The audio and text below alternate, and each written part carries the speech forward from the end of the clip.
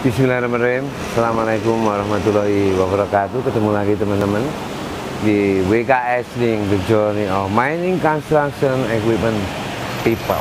Teman-teman, untuk konten kali ini kita akan membahas tentang pompa hidrolis, teman-teman.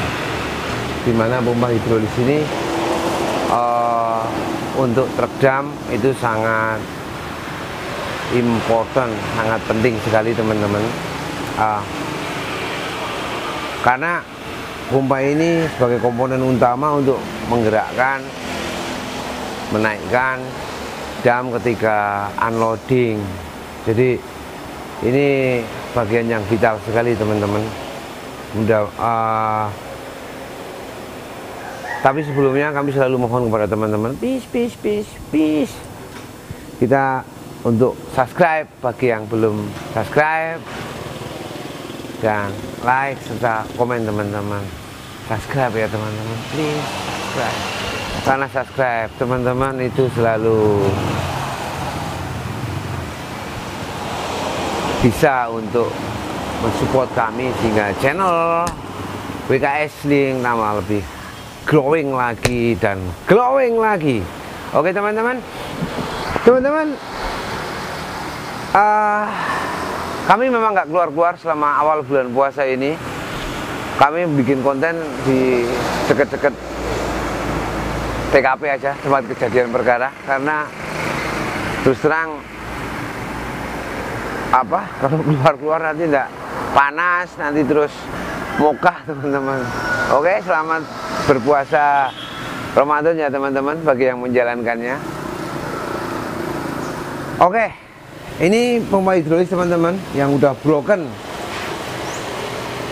Brokennya pompa hidrolis ini ada beberapa macam teman-teman. Satu mungkin gotri di dalamnya ini, baut yang ini broken sehingga dia oli keluar dari sini, bocor dari sebelah sini. Satu. Keduanya pompa hidrolis ini bagian PTO nya ini teman-teman, ini bagian yang ke arah kopel PTO.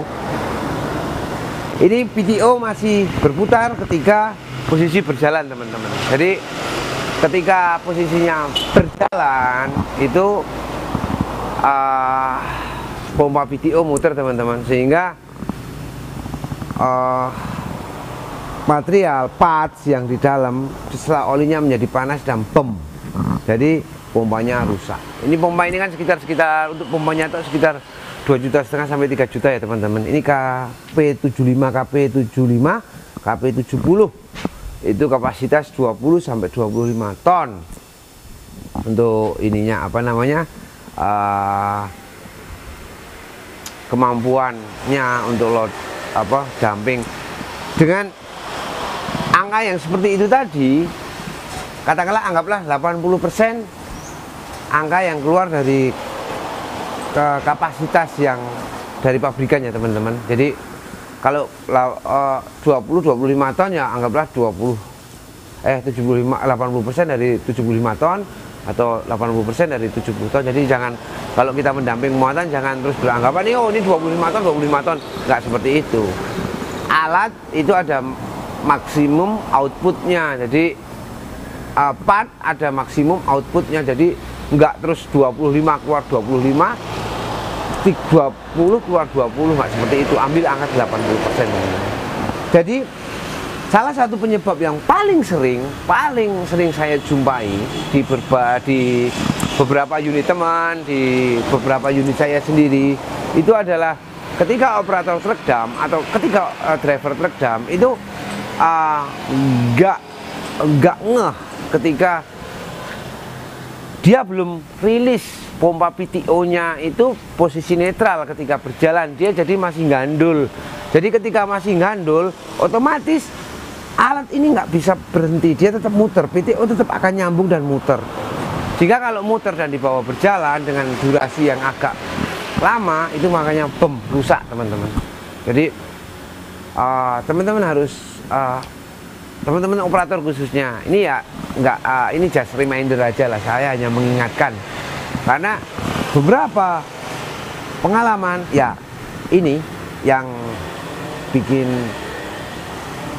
cost tambah seperti ini. Jadi ketika kita rilisnya belum mentok, jadi belum terlalu rilis, sehingga PTO masih berputar memutar pompa ini, sehingga pompa ini rusak.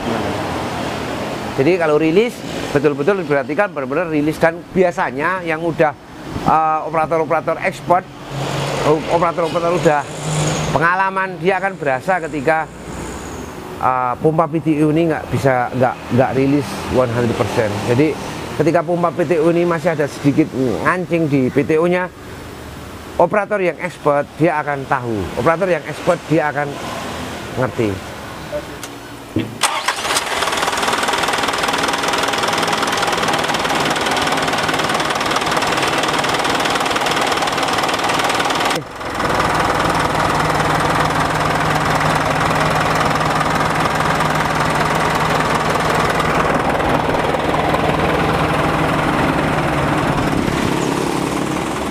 Oke, thank you.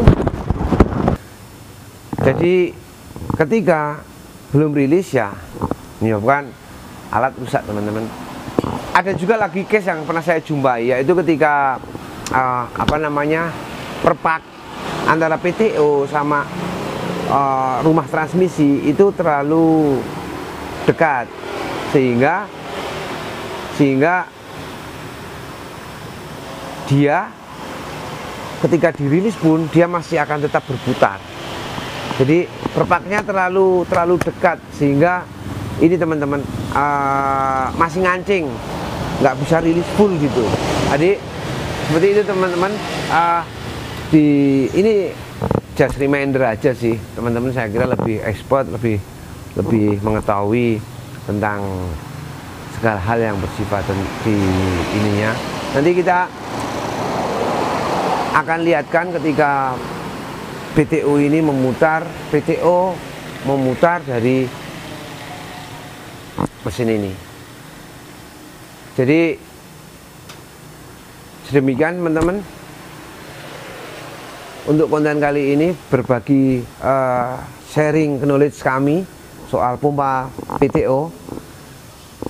Yang harus diperhatikan yaitu tadi seal laker di sini jangan sampai, ketika melepasnya jangan sampai keluar di sini.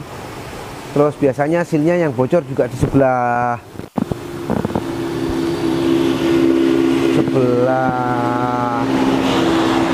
di bawah sana teman-teman. Jadi awasi untuk hal-hal tersebut teman-teman, sehingga teman-teman tetap bisa bekerja dan beraktivitas, menghasilkan penghasilan, revenue seperti sedia kala. Ketika kita sudah cermat dalam pompa PTO ini, maka paling tidak kita akan sedikit mengurangi resiko ketika berada di jalan. Nggak lucu kan kalau ketika tiba-tiba mau dumping tapi patah, jadi kita harus dumping manual. Ya kalau cuma 4 kubik, 3 kubik itu semua akan mudah, tapi kalau sampai 10 kubik ya tetap merongos teman-teman, tetap capek. Oke teman-teman, sekali lagi kami mohon untuk teman-teman yang belum subscribe, yang sudah subscribe kami ucapkan terima kasih. Semoga teman-teman selalu dalam kondisi yang glowing glory, dan semoga teman-teman dalam kondisi yang sehat dan diberi rezeki yang berlimpah oleh Allah Subhanahu wa Ta'ala. Oke teman-teman, see you next content. Kita selalu nunggu komen dari teman-teman, kita selalu nunggu masukan dari teman-teman.